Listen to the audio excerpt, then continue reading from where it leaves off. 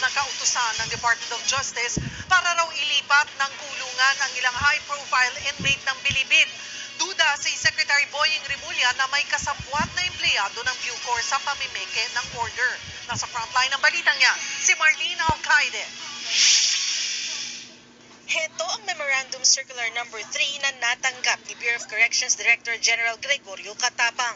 May logo ng Department of Justice, may barcode at pirmado pa umano ni Justice Secretary Boying Rimulya. Sa naturang kautusan, pinababalik sa New Bilibid Prison Compound ang 12 preso na ngayon ay nasa detention facility sa Sablayan Occidental, Mindoro. Pero gate ni Rimulya, dito po ay isang peke.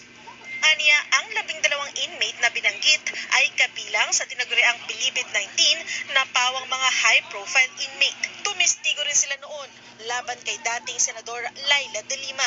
Lahat daw nagagawa nila sa loob ng maximum security prison. Kaya ayaw nilang umalis sa maximum security prison, sa totoo lang.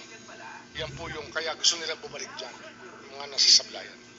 Kasi dyan, everything is available. Pagka may pera ka, nakukuha pa raw nila. Kaya yan ang ating iniiwas ngayon, sinusubukan natin bawasan. At tuloy-tuloy ang aming pagkausap sa mga lawmakers natin na sana naman ay bigyan ng budget na maayos ang